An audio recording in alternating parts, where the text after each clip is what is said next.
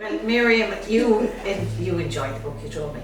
Absolutely love the book. No And pressure. there's so many parts of the book that I love.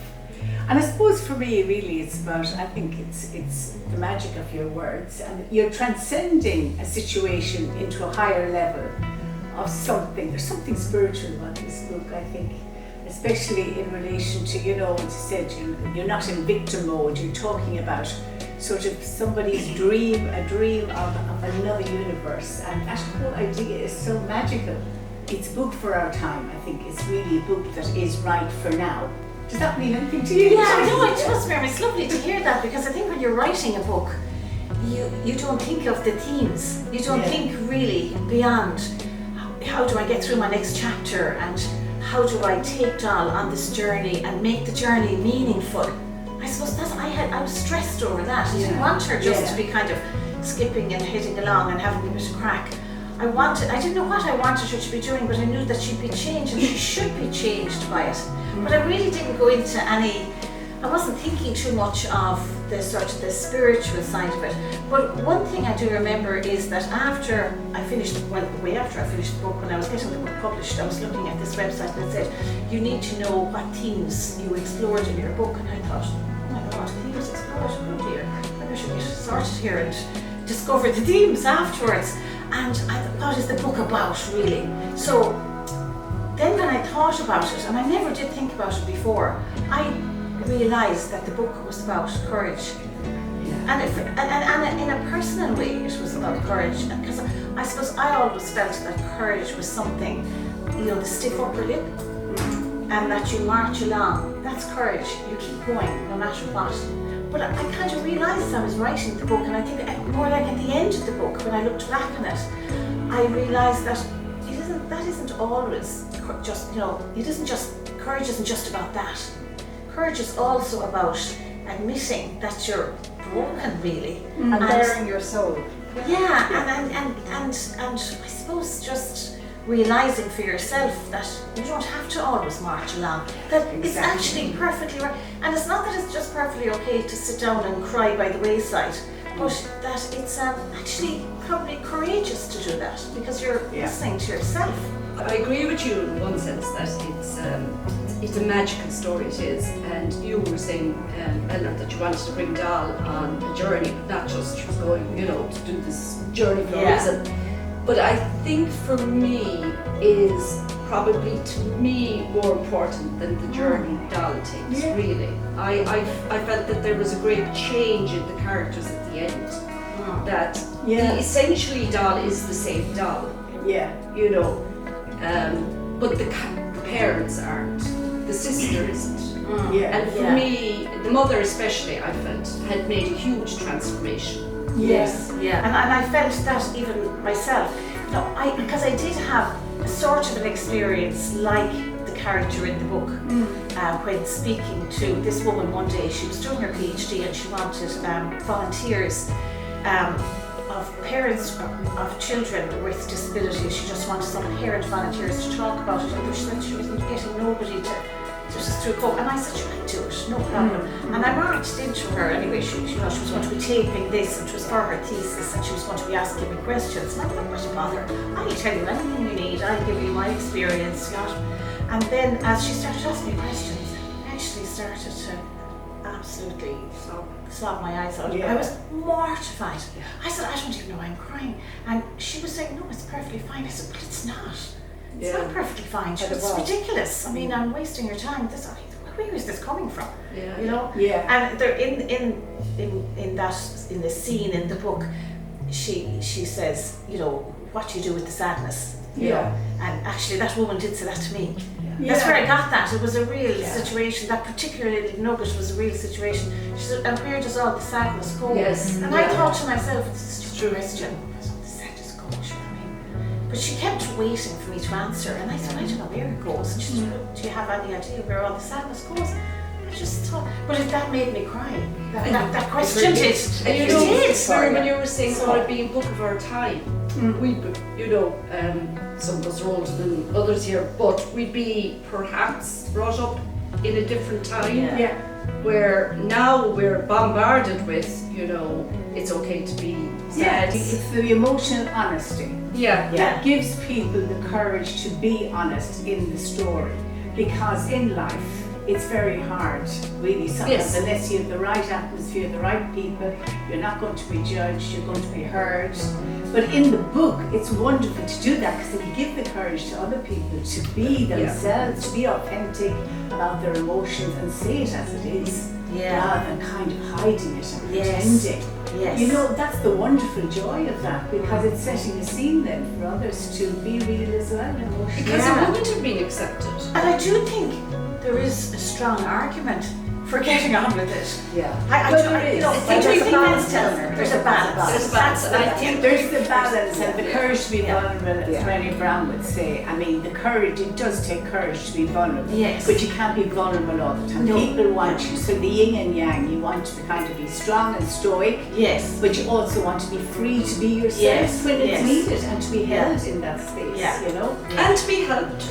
And to be able to laugh at yourself, I think, is a huge thing as well. Whatever you do in your life, to be able to be self-effacing and laugh at yourself. Yeah. So, and that comes out in it that. does. There's so much humour. When you're such a good humoured person. Yeah. But and I don't want to kind of introduce another book, but one of my great life lessons was Tuesdays with Murray. In that you're allowed to take to the bed for a day if you want to, but you've got to drag yourself out of that bed the next day, and you've got to be up there and do it. And I kind of live with that, and I might be in a good book now, and I might be over in the bed for the day, and I can say I can do this for one day. One day only. Exactly. Yeah. It is, as you say, very about balance. But I think we have a better balance now in the 21st century than we did in the last century. And I'm just wondering, with Doll's story, would you ever take her into a child's book? I was visualising a graphic, picture. Picture book for kids where she's soaring into the sky and she's with Nan holding her hand and off she goes down through the tunnel or whatever, into this other dimension. Just kind of magical, obviously pulling back the blind part of it, obviously, but just, say a gentle kid story, being courageous and about, the inner, letting go to your inner self, and it would make a gorgeous children's story. I did think of that actually, and in fact, do you know what my overarching plan was, somewhere in my head, that I would write three, I have the second book Trilogy written, so yes, I'm actually doing the plotting now for the third book. I haven't actually written a word yet, but I'm plotting and just writing notes in that. We haven't actually started chapter 1 as such, but I have an idea where it's going, but I don't want too much of an idea either, because it's too prescribed then. I like the notion of what's going to happen next for myself, even if I'm not going to write about next.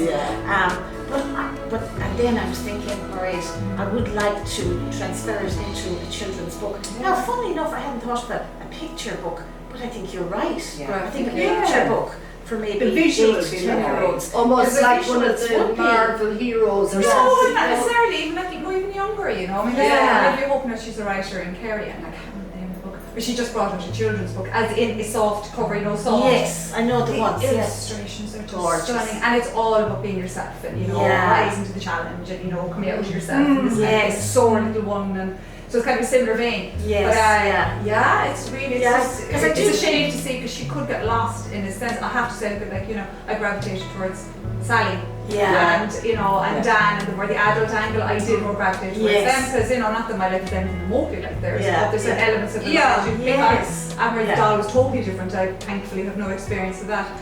So as characters, they were great, they were wonderfully developed, and Sally, great. Even I was thinking of you, and I don't know why, wouldn't know your personal backstory obviously, but I had this image that you were writing a lot of yourself, and whether you were or not, I don't know. But it's obviously you were putting it out there, and it's done now, I have it out and I can move on to my next book now. Yes, exactly. No, I suppose, I think when you're writing a book about an experience like that, it does draw on your own life. Oh, sure it does. I would have written it if I didn't have it. Absolutely. So it's nice to, I remember Moira O'Donoghue, the tutoring that we used to go to for writing classes. Moira often said that really fiction comes out of your memories and imagination. So it's like both of those things, what you experienced in your life and the different, all the different people that you've met, the experience you've had, and then then you're imagining, which never happened, you know. So it's marrying the two of them. Isn't it wonderful, the power of the imagination? You think Einstein was said that. I mean, and I'm only tapping into my imagination now, but you always had. I remember always full of imagination.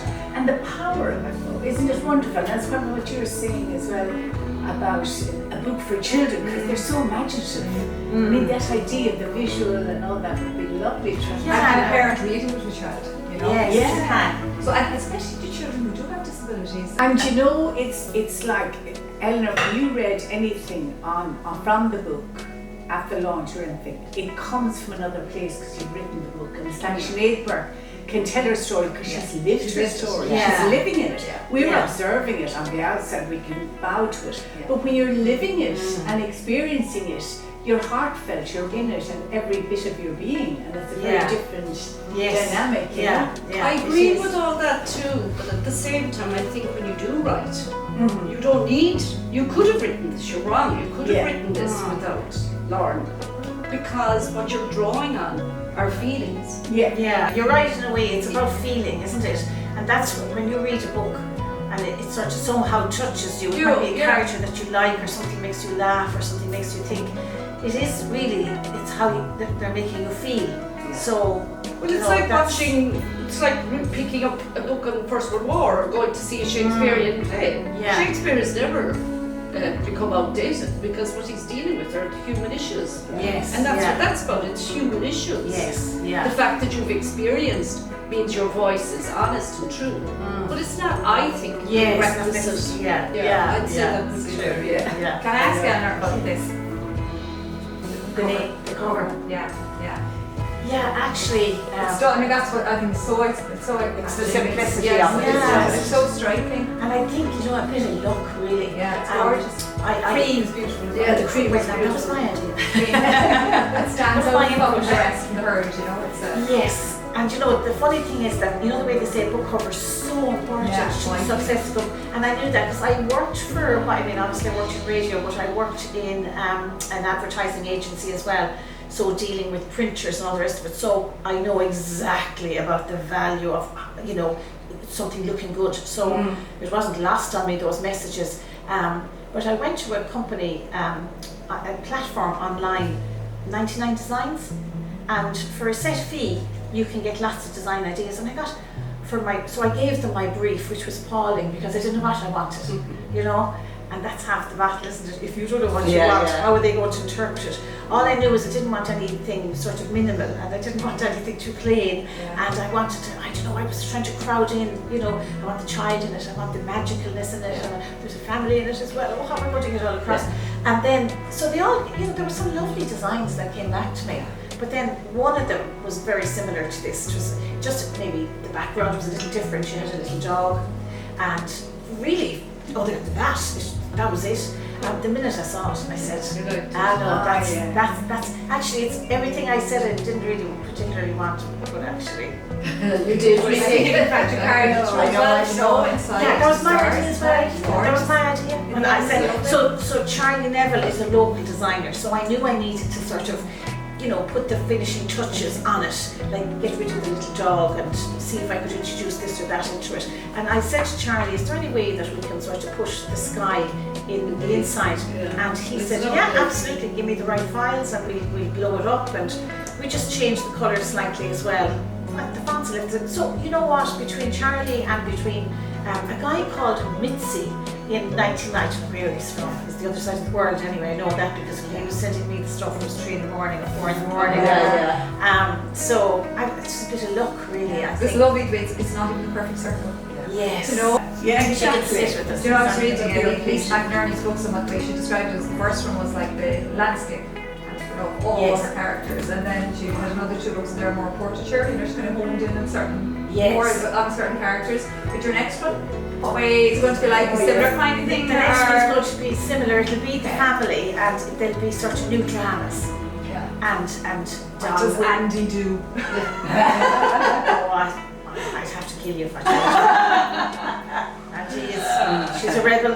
She's a rebel. With cause. So I actually have a few plot lines because I started to enjoy writing about her. I really did enjoy writing about her. You could go YA as well. You could go various directions. With One of my editors said that you know, it could be a YA, but of course, as one editor said, the YA would, you know, sort of that audience, I suppose, would be very into the two younger members of the family, but then the parents, you'd lose them, so, and vice versa. It's an adult audience, so it was a hard enough one because it's a bit of a hybrid. It is a bit of young adult and kids, kids, and then, you know, and as I said, that was pointed out by my editor, but he said if you bring in more of Tam and more of Andy, give them more stories, then and so then I met a friend of mine who was a bank manager and I said, give me some stories. We put down in the middle of it. Yeah, exactly, we put down in the middle of it. So I'm feeling the energy of the exciting life of an author. Exactly. I'd say the next book and the book after will be similar. But I know what you're saying, Marie, you know, that you can go off and write a story then about, you know, take it away then with Andy and do, you know, kind of just make it about her. On that, Who knows? So many different perspectives. Yes, Andy, forgetting Andy's mixed in the first one, but you could go and have a YA one with Andy's story and from her side. She sees the parents obviously totally different, you know. Yes, exactly. Yeah. I know it's amazing everybody's perspective on the book. I mean, there's layers of like how we see it, and I suppose I saw Transcendence. You really love the other characters, and there's Stahl, and then there's all the dynamics. And we're all so reading the same subjective book. and it's brilliant. I know, it's wonderful. It's great that people have thoughts about the book or that are reading the book. That's such a thrill. For me, you know? As she takes notes. Yes, indeed. It's all going to be my next book. Well, every reader brings their own experience to a novel, don't they? I'm sure you revisited you're very brave. a lot of periods of your life, having taken the opportunity to write the book. I'm sure that you went back over life that you may have shelved and just put away for the time being. Yeah, that's true. No, I did, because you almost relive stuff. But putting it out there, do you know what? I think I'm at a stage of my life that I don't care. What's the worst that can happen? That people will say, I didn't really like the book. Of course you want someone to enjoy the book, but some people won't. And some people will. And I know now that they have, which is great. That some people actually genuinely have loved the book. And I never envisaged that everybody would think it's a hit. Well, anyway, I mean, if someone says they don't particularly like it or they like it but we don't like a certain character, you learn from that. And you go, next time I might tweak that, change that. You might see yourself, oh, do you know something? I thought of that. That's true, I agree. You know, so you learn, it's all But look at just as what's happening at the moment, the bad cheese finish here. The amount of people who I can't stand it. Yes. And then the amount of people who It's incredible. So diverse. It's Yeah, exactly. You know, what Are you ever going to get something that I have been recommended books that I have read, and I would say, oh my God, what did they say in this book? And then I see a book and I read it and I'm blown away. And people say, oh, did you actually enjoy that? So, you know what? If we all had the same taste, it would be very dull. That's true. And do you know, Eleanor, I always go back to that moment that your sister Rosemary said about maybe she's living when you were having a bad day, and you followed that intuition. That was because you didn't just let that drop. There was something that was a seed was sown there. And you followed that, and the book had to come out. So it was I felt so strongly about that. It was a trigger, like, wasn't it? It was a trigger. It was a trigger. And then after that it was like, and then I just, you know, sort of put it at the back of my head. But I loved the idea anyway, because we all grew up on fairy tales and Hans Christian Andersen, Grimm's fairy tales. They were all mad. I don't mean Cinderella now and that, but more the red shoes and they went on journeys and there was danger. And you know, you were only 8 or 9, but you're absorbing all that. And you were transported. The danger and the challenge, and you know that protagonist, whoever it was, marching along. and so the famous five. But even going back earlier, well, yes, I loved Enlighten, absolutely. But these were like the kind of like the Grimm's fairy tales. Right, yeah. They were horror stories. There was three-headed dogs, and there was monsters, and there was someone locked in the tower, and there was the dark forest. It was all this stuff. So I love When we love to be magical scared as well, world. there's something in us as well we like to be. We do like to be scared. Yeah. In a book. Yeah. Yes. The first time I met you was Mills and Boom. I remember being, I wasn't a reader and I wasn't into this imagination. And then you went, Mills and Boom, you were full. Oh my God. Barbara Cartland. I read all the rubbish. But you know what? It's all coming out now. It's all reading. It's all Jan got a very different route than me. Yeah. Except my Kevin Bacon moment. Yeah. But because I said this to Connor, that I did cut out pictures of Kevin Bacon to inspire me about dance, You liked Kevin Bacon. See, there you are now. We all went to say. Yes, exactly. I don't think that's such a bad thing. But he was young, maybe just in the movies, He was my movie man, and Justin Bieber was definitely the child. So not the child, the 17-year-old, the boy, the bad boy, good boy, bad boy. Yeah. MySpace. I take her off into space. MySpace. You were talking about Grimm's fairy tales and castles and dungeons and MySpace and the dimensions and where did you even find out information, or did you just wing it and who's going to ask the question? I did actually read a lot about science fiction, to be honest with you. I read a lot on the web. I read about different theories. Like there is a character in the book called Casimir, and the reason I called him Casimir was because Casimir was a Polish scientist who came up with the idea that, like Harry Potter, you can actually sort of theoretically go through a wall into another dimension. So I kind of chose names around that. The reason I chose kind of outer space was because I couldn't actually take her anywhere on Earth, because then obviously her syndrome would hold her back. Physically. Which is why I know you took her to another place, but it was very spacey. Yes, spacey. I suppose somebody said she could have slipped into another dimension. I was afraid that people might think that was a dream, and that she really wasn't living it. Whereas in my view, she was actually in outer space. Someone said, well, she really was in another dimension. I said, well, she was away. She was away like Mary Poppins. No one ever asked where Mary Poppins came from on her umbrella. She arrives on Earth. No one says, well, where did she come from? Well, she came from somewhere up there, didn't she? And Mary Poppins fascinated me. Where did she come from? Nobody knows. That's why I put it in the book. Where's Mary Poppins? So where are we all going at the end for exactly. Some other space. Because up there is other dimensions. It's kind of the physical sort of manifestation of other dimensions. Other dimensions might be invisible waves and space, whereas we can imagine someone going off. But the possibilities are endless. The possibilities are endless. You could end up anywhere behind the moon. Of course it's fantasy, but in my head it happened. I swear. Isn't it lovely to have a discussion like this about a book? Yes. It's lovely. Really, it's book clubs are amazing. I agree. This sharing and this, listening to each other's perspective and just getting that feel for so many dimensions, it brings it alive. It actually brings it alive. Yeah. It's lovely. It's lovely It's to share the thought-provoking, idea. isn't it? It really is, because you can get into your own narrow view, but then everybody has a whole different experience. And as I said earlier, everyone will bring something different because they're coming from someplace else. Exactly. So what you'll see is what you'll see, but it's not what I'll see. Absolutely. So that is why book clubs, I think, are great. So thank ye, girls. I hate to say it, but I do always call everyone girls. Everyone who's female is girl. We love being ladies, girls. women. I know. Girls is fine for us. Girls. And thank you very much for coming along this morning. It was brilliant. Lovely. Thank you for asking. Congratulations. Thank you.